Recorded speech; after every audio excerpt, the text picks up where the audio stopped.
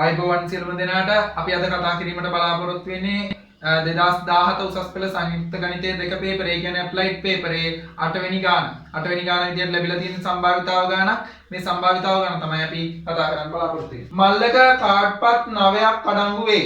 ඒවායින් 4ක එක සංඛ්‍යාංකය මුද්‍රණය කර ඇති අතර ඉතිරි ඒවායේ දෙක සංඛ්‍යාංකය මුද්‍රණය කර ඇත. ප්‍රතිස්ථාපන රහිතව වරකට එක බැගින් සසම්භාවීව මල්ලෙන් කාඩ්පත් ඉවතට ගනු ලැබේ. බලන්න පළවෙනි කොටස විදිහට දීලා තියෙනවා ඉවතටගත් පළමු කාඩ්පත් දෙකෙහි සංඛ්‍යාන්හි එකතුව 4 වීම. දෙවෙනි කොටස විදිහට දීලා තියෙනවා ඉවතටගත් පළමු කාඩ්පත් තුනේ සංඛ්‍යාංකයන්හි එකතුව 3 වීමේ සම්භාවිතාව සොයන්න කියලා. මල්ල තුල තියෙන්නේ එතකොට අදාළ මල්ල තුල තියෙන්නේ එක කියන සංඛ්‍යාව සලකුණු කරපු කාඩ්පත් 4යි දෙක කියන සංඛ්‍යාව සලකුණු කරපු කාඩ්පත් 5යි. ඔක්කොම කාඩ්පත් සංඛ්‍යාව 9යි. මුළු කාඩ්පත් සංඛ්‍යාව තමයි 9 කියලා තියෙන්නේ. එතකොට එක සහිත කාඩ්පත් ලැබීම A කියලා මම ගන්නවා.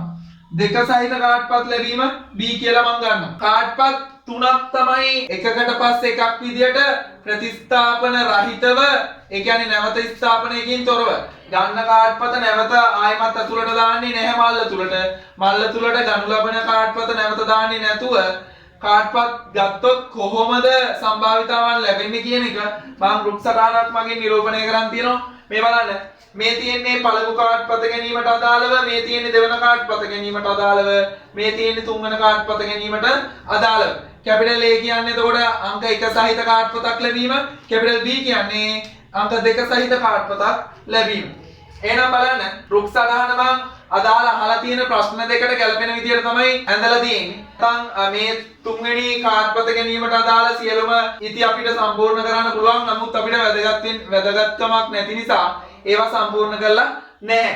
ඉතින් බලන්න එක තියෙන කාඩ්පතක් ලැබීමේ සම්භාවිතාව විදිහට 9න් 4 තමයි ලැබෙන්නේ. මොකද කාඩ්පත් ඔක්කොම 9යි තියෙන්නේ. එක සහිත ඒවා 4යි තියෙන්නේ. ඒ නිසා 9න් 4යි. ආයිමත් දෙක සහිත කාඩ්පත් බලන්න 5යි තියෙන්නේ. ඒ නිසා 9න් 5යි. මුළු කාඩ්පත් ගණන 9යි. ඒ නිසා 9න් 5යි අද දෙක සහිත කාඩ්පතක් ලැබීමේ සම්භාවිතාව.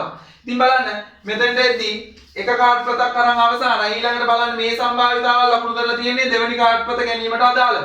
එහෙනම් බලන්න එක සහිත කාඩ්පතක් අරගෙන ඉවර නිසා බලන්න මෙතන 4න් එකක් අඩු වෙනවා. 4න් එකක් අඩු වෙනවා. එතකොට මුළු කාඩ්පත් ගණනත් 9න් එකක් අඩු වෙනවා. ඒ කියන්නේ 8 දක්වා අඩු වෙනවා. එහෙනම් 8න් 3යි කියලා අපිට ලැබෙනවා එක සහිත කාඩ්පතක් ලැබීමේ සම්භාවිතාව. දැන් බලන්න ඊළඟට මේ 8න් 3යි නම් මේක මෙතන 8න් 5යි. ඒ කියන්නේ දෙක සහිත කාඩ්පතක් නෙමෙයි අරන් තියෙන්නේ එක සහිත එකක් නිසා මෙතන සම්භාවිතාව වෙනසක් වෙන්නේ නැහැ.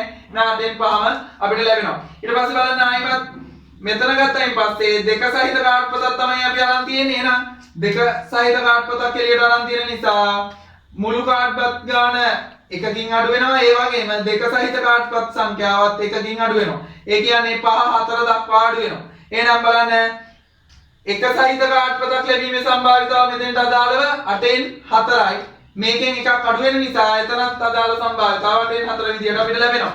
ඊට පස්සේ බලන්න ආයෙමත් තුන්වෙනි කාඩ්පත ලබා ගැනීමට අදාළව මම මෙතන එක ඉත්තක් පමණයි ඇඳලා තියෙන්නේ බලන්න. එතකොට ඒකට අදාළව බලන්න මේ මෙන්න මේ ඔස්සේ යද්දි මෙන්න මේ ඉත්ත දිගේ යද්දි බලන්න අරගෙන තියෙන්නේ එක සහිත කාඩ්පත් දෙකක් තමයි අරන් තියෙන්නේ. එක සහිත කාඩ්පත් දෙකක් තමයි අරන් තියෙන්නේ. එහෙනම් එක සහිත කාඩ්පත් සංඛ්‍යාව මේ 4න් දෙකක් අඩු වෙනවා. මුළු කාඩ්පත් සංඛ්‍යාව 9යි 9න් දෙකක් අඩු වෙනවා. ඒ කියන්නේ 7යි. එහෙනම් බලන්න එක සහිත කාඩ්පත් එහෙනම් දෙකයි තියෙන්නේ. මොකද දෙකක් අඩු වෙලා තියෙන නිසා. එතකොට මුළු කාඩ්පත් සංඛ්‍යාව 7 දක්වා අඩු වෙනවා. ඒ නිසා 7න් 2යි අදාළ සම්භාවිතාව. ඒ කියන්නේ එක සහිත කාඩ්පතක් තුන්වෙනි වතාවට ලැබීමේ සම්භාවිතාව 7න් 2යි. ආයෙමත් බලන්න දෙක සහිත කාඩ්පතක් ලැබීමේ සම්භාවිතාව එතකොට 7න් 5ක් ලෙස අපිට ගන්න පුළුවන්. බලන්න අනිවාර්යෙන් මේ වගේ ඉත්තක ගත්තයින් පස්සේ එක සම්භාවිතාවක් අපි හොයාගත්තයින් පස්සේ ඉතිරි සම්භාවිතාව අනිවාර්යෙන් අපිට ලේසියෙන්ම ලියන්න පුළුවන්. මොකද මේ එක ලක්ෂයකින් පටන් ගන්න මෙන්න මේ ඉතිවල සම්භාවිතාවන්ගේ එකතුව එකක් විය යුතුයි. මේ හැමතැනකම සම්භාවිතාවල් වල එකතුව අනිවාර්යෙන්ම එකක් විය යුතුයි. මෙන්න මේ දේ හරියට ඉගෙන ගන්න. ඊට පස්සේ බලන්න අපෙන් අහන්නේ පළවෙනි ප්‍රශ්නය විදියට ඉවතටගත් කාඩ්පත් දෙකෙහි එකතුව 4 වීමේ සම්භාවිතාව. අපෙන් අහන්නේ ඉවතටගත් කාඩ්පත් දෙකෙහි එකතුව 4 වීමේ සම්භාවිතාව. බලන්න ඉවතරගත් කාඩ්පත් දෙකෙහි එකතුව 4ක් වෙන්න නම් පළවෙනි වතාවෙත් ගන්න ඕන දෙක සහිත කාඩ්පතක් දෙවෙනි වතාවෙත් ගන්න ඕන දෙක සහිත කාඩ්පතක්. එහෙනම් බලන්න ඊට අදාළ ඉත්ත වෙන්නේ මෙන්න මේක.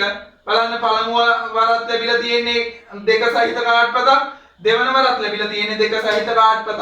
ඒ නිසා බලන්න අපිට මේ විදිහට ලියා ගන්න පුළුවන්. ලියලා බලන්න මෙන්න මේ සම්භාවිතාවල් දෙක ගුණ කරාම තමයි අපිට උත්තරය ලැබෙන්නේ. 9න් 5 වැඩි කිරීම 8න් 4 බලන්න 4න් මේක බෙදුනොත් 4 ඒවා 1යි 8ට 4 ඒවා 2යි. ඒ නිසා 5 බෙදීම 9 වරක් 2 කියන්නේ එතකොට 18යි. ඒ නිසා අපිට අවසාන උත්තරය ලැබෙනවා 5 බෙදීම 18යි කියලා. එහෙනම් ඉවතරගත් කාඩ්පත් දෙකෙහි එකතුව 4 වීමේ සම්භාවිතාව 5 බෙදීම 18යි. 5 බෙදීම 18යි. ඉවතරගත් කාඩ්පත් දෙකෙහි එකතුව 4 වීමේ සම්භාවිතාව 5 බෙදීම 18ක් ලෙස අපිට ලැබෙනවා. ඒ වගේම දෙවෙනි කොටස විදියට අපිට අපෙන් අහන්නේ ඉවතරගත් කාඩ්පත් තුනෙහි එකතුව 3 වීමේ සම්භාවිතාව. අනිවාර්යෙන් ඉවතරගත් කාඩ්පත් තුනෙහි එකතුව 3ක් වෙන්න නම් අවස්ථා තුනේදීම ලැබෙන්න ඕන එක සහිත කාඩ්පත්. එක සහිත කාඩ්පත් තුනක් ලැබුණොත් විතරයි අවස්ථා තුනේදී එකතුව 3ක් වෙන්නේ. ඒ නිසා බලන්න ඊට අදාළව මෙන්න මේ ඉති වලින් තමයි අපිට ලැබෙන්නේ අදාළ සම්භාවිතාවල් ටික. අදාළ සම්භාවිතාවල් ටික ලැබෙන්නේ මෙන්න මේ ඉති වලින්.